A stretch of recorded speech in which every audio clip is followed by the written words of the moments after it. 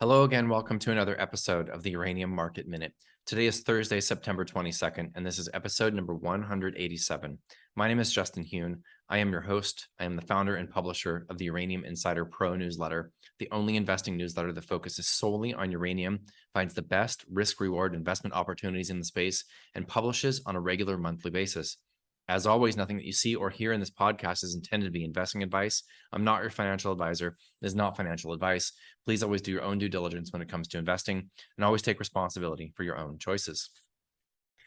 All right, good to be back with you guys again today. Another relatively weak day in the market as we pull back from those recent highs on the run up on the Japanese news. Most of that rally is faded. We'll look at the charts in just a moment.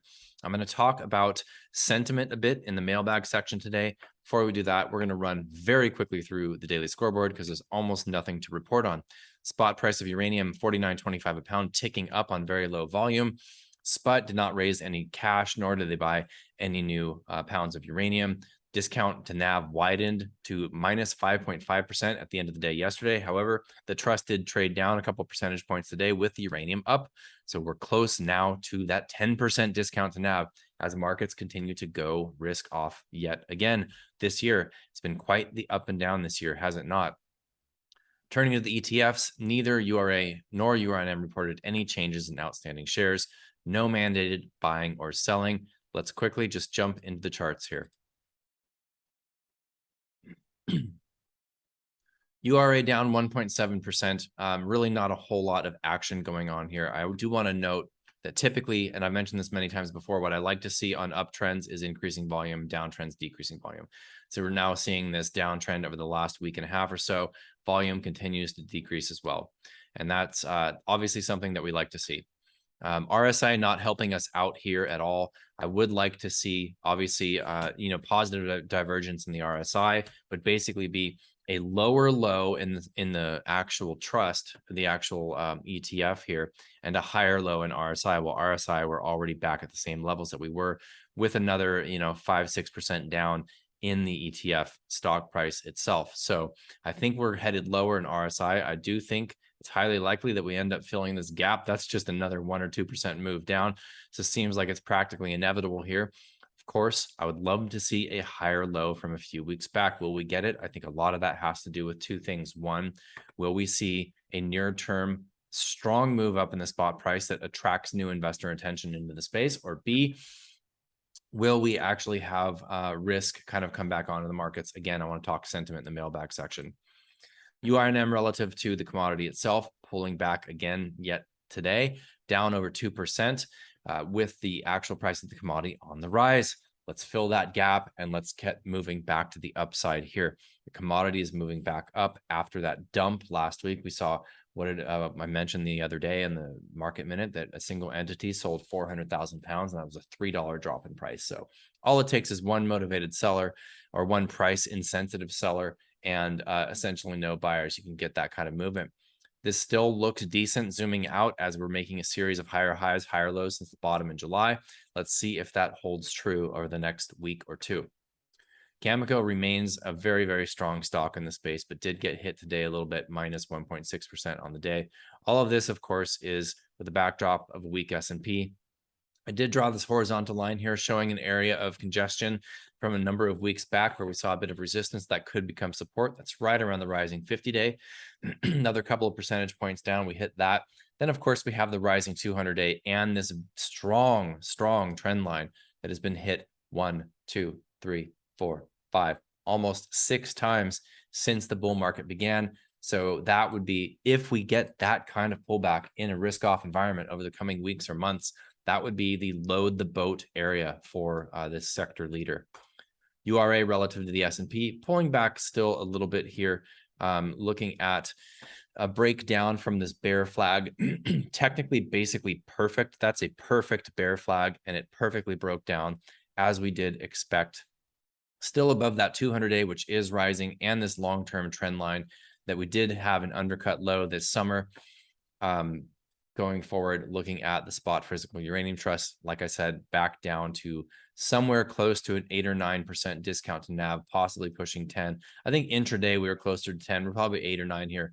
Either way, that's a lot. And historically speaking, when we get to that great of a discount to NAV, it's been a buying opportunity. I don't think this is any exception. Okay, I'm going to share a tweet here from my friend Cuppy. This is Harris Kupperman. He's a hedge fund manager, and he also has a newsletter service called KEDM. And this service is going to have, they're going to host a members only chat with Art and Adam, Art Hyde and Adam Rodman from Segra Capital Partners. Okay. And so these guys, I talk about Art a lot because he has a presence on Twitter, and him and I have had a number of conversations. He's very, very sharp. Him and his partner, Adam, have probably as much knowledge on this sector as anyone. And as I mentioned in yesterday's podcast, Art and Adam from Segra, Mike and Tim from Sachem. Okay. These guys go way back in terms of being very, very early to this thesis, and have had huge wins going on. And they're really, really bullish here, basically going forward. They can understand what's happening in the fuel cycle better than anyone. They understand it so well that they constantly correct the actual nuclear fuel consultants that are supposed experts on this market, that basically report the prices, try to pontificate on what's happening in the sector going forward. And they've been corrected over the years, time over time, by Segra and Sachem. So Art and Adam are both going to have a chat with Cuppy for the KEDM service. Now, this service is very, very professional. They do have a 4-week, and I'm not an affiliate or anything, so I'm just letting you know, they do have a 4-week trial period that you can check this out and tune into this conversation. Why I am excited to listen to this conversation. Mike from Station Cove and Adam from Segra were interviewed this morning on the Macro Voices podcast. I spoke about it yesterday. I linked to it in yesterday's description. I was very excited about this and pretty disappointed in how the interview turned out.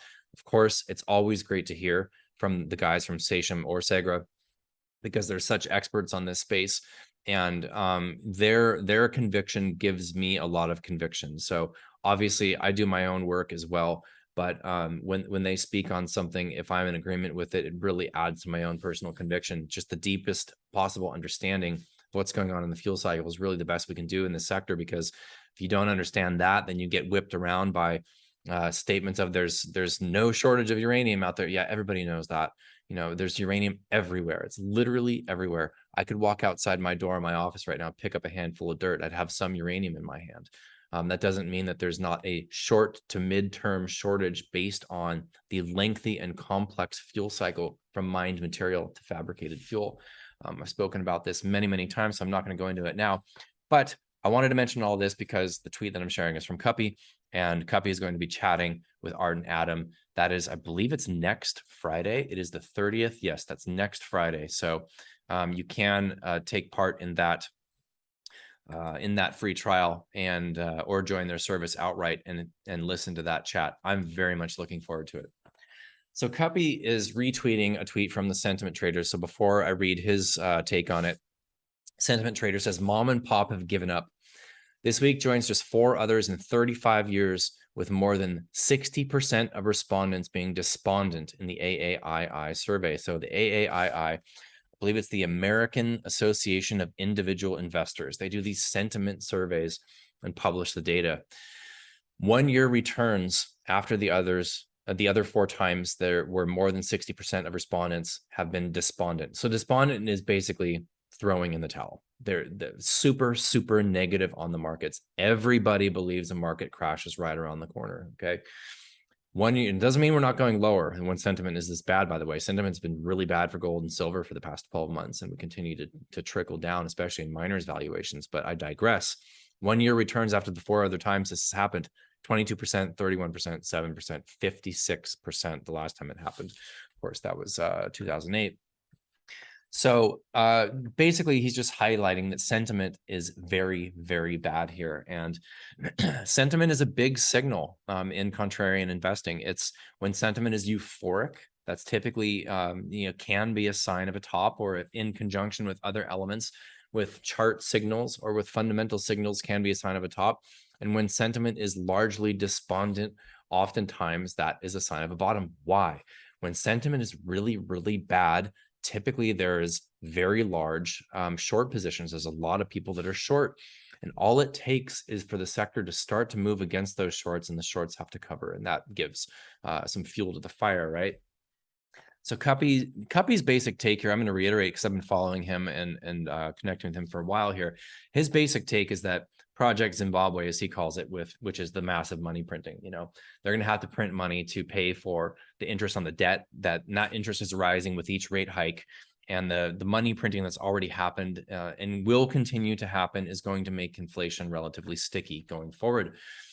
And he believes basically that the Fed's going to go and persist with this rate hike for a very short period of time going forward, possibly even ending this year, where, in his words, something breaks and they pivot. And that pivot, he believes, is going to be relatively violent because, and I agree with him, I think there's a lot of money on the sidelines that really, really wants to be long here. And they're basically just waiting for the signal.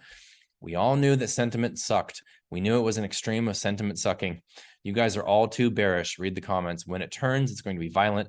Hard part is catching the turn. In Project Zimbabwe, if you miss the turn, you lose all your toys. So he's very, very enthusiastic about getting longer. Now, of course, he's already long the Sprott Physical Uranium Trust and very bullish on uranium.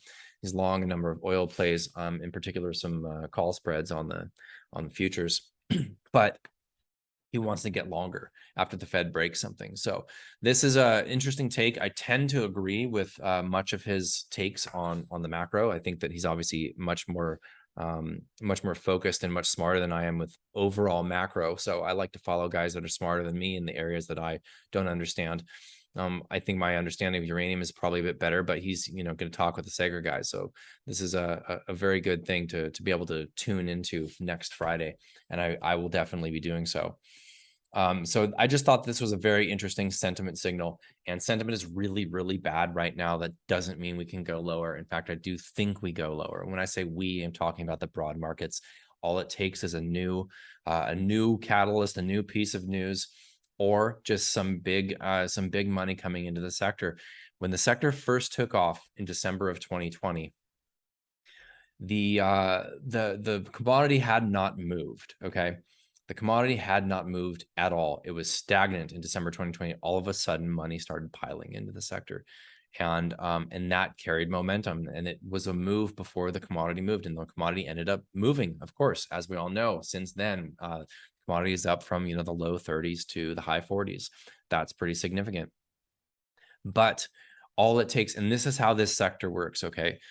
You can try to time the bottom in uranium, but it's really, really difficult. Now, the charts can help you with that. The charts can help you with those swings, but knowing when the sector is going to take off is very difficult. You know, you have trend lines, you have moving averages, you have volume signals, you have chart patterns, you have RSI, that all of these things can help time those intracycle bottoms and tops, but that's not how I like to play it as a contrarian investment. So for myself, what I like to do is I like to stay long to the extent that I am long in uranium equities, which I am. It's not all of my net worth, my investable net worth, but it's a pretty good chunk. It's the sector I understand the most. So I hold on to my longs. I don't like to trigger tax events if I don't have to. I want long-term capital gains. I'm already in the highest tax state in the country, in the United States, in California. So as much as I can save on taxes, I try to, which means I want to hold on my investments as long as possible. However, there's a smaller portion of my investment portfolio that I do swing trade and I will short. So right now, what I have on right now is 100% long into my uranium equities, because I don't want to not be long with this fundamental setup. I don't know precisely when it's going to go, but I know that it is going to go. That's what makes me most comfortable with knowing my own psychology with investing. However, I do have a short on the S&P, and sometimes that works and sometimes it doesn't. I've taken out 3 or 4 shorts on the S&P over the last 6 months. Every time it has worked out so far, knocking on wood. That's basically a put spread that goes out a few months going forward. And if I can double or triple my money on this put spread, it gives me a little more cash to add to my longs. That's my strategy. That's it. Otherwise, I follow the charts every day. I watch the sector every day, but I'm not in and out. I'm not panicked on these resets. When the charts pull back to support, when they come down, when sentiment gets really bad again, I don't really care. I'm just hanging on for the long run. I want to be long this sector right now because I know what is coming for the commodity. And I believe in what is going to happen for this commodity in this sector for the mid to the long term. And even the short term, most of the time I try not to be bullish on the short term, but I am bullish on the short term. I'm talking less than 6 months. I think we get a very, very strong move in probably less than 3 months. One more thing I want to share with you guys. My friend Jimmy Connor from Bloor Street Capital is hosting the Uranium Conference 5.0, sponsored by Sprott. He's going to have reps from Kazatomprom, Denison, the WNA, ISO Energy, Next Gen, WMC Energy. Now, WMC Energy is the entity that buys physical uranium for Sprott. That's probably going to be their director, Per Jander. I'm assuming so. They'll be representing WMC. You want to hear what he has to say. I will also be featured in this conference. I suggest that you attend. It will be free. This is on Tuesday, the 27th, this coming Tuesday, 10 a.m. Eastern time. There's a registration link in the description of this video in the show notes for this podcast. I suggest that you check that out. All right, I'm going to end that there. I want to remind everybody again, we are now T-minus 10 days before the daily podcast will be exclusive for paying members of Uranium Insider Pro. I'm actually very much looking forward to this. And there's one reason, there's multiple reasons, but the main reason is that I can speak more freely on exactly what I'm seeing in the sector, because I always do save the highest level data for the people that are supporting me. And that's what we're going to be doing. And I'll be able to speak every single day on what I'm seeing on the charts, on what I'm seeing in the sector, data that's coming through that I typically save for email bulletins and newsletters will be able to be shared on a daily basis with paying members. In addition, we had a fantastic webinar last week. Excuse me, that was this week. Gosh, time is flying. That was 3 days ago. We had a fantastic webinar with a really amazing guest, and that is posted to our website. So anyone who is interested in joining, not only to be able to hear these and see these daily podcasts that are going to members only starting in the first week of October, you'll also be able to watch all of the previous webinars. And I strongly suggest that you watch the one we just recorded on Monday of this week and go back to July of the summer. Now, of course, that was when sentiment was lowest. It was the lows of this recent intracycle low for the sector, but we interviewed Per Jander from WMC, and a lot of what was shared in that webinar has come to fruition in the markets. A.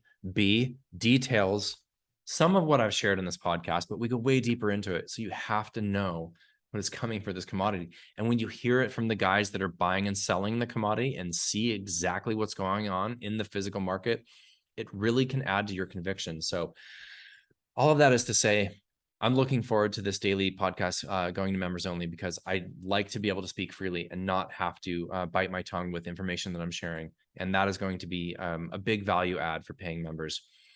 But of course, I'm going to look forward to doing this podcast once a week. That'll be the free podcast. I'll try to make it a little bit more in depth than these daily podcasts, which are typically around 15 minutes. And that'll go out every week, probably on a Friday. I haven't really figured that out yet, but we'll figure that out in the next couple of weeks. Okay, so click the link in the description to check out the registration for the Bloor Street Capital Uranium 5.0 conference. And I'm going to put another link in there for Cuppy's event-driven monitor, the KEDM service, if you're interested in joining that or signing up for the free trial to catch that conversation next Friday between Cuppy, Paris Kupperman, and Art Hyde and Adam Rodman from Segra. It's going to be a very interesting conversation. And these guys, especially, when I hear Art and Adam speak, it really adds to my own understanding of what's going on in the fuel cycle and adds to my conviction, as I already mentioned. So on that note, hang in there through this wild sentiment ride. Very exciting time to be so bullish and confident in how this is going to play out for the commodity and for the sector with the backdrop of these rate hikes and risk off in the broad market. Very, very exciting. I love the volatility. I feed off of it. I know it's difficult. It's shaken out a lot of people, shaken out a lot of retail investors. But you know what? That's what makes a market. There's been a couple of bearish kind of takes this week that I'm not going to name them by name, but yes, there's plenty of uranium out there, but unless you understand the fuel cycle, you don't understand what's coming. And that's really important. All right. Thank you so much, you guys. I really appreciate your support, and I will see you again tomorrow. Cheers.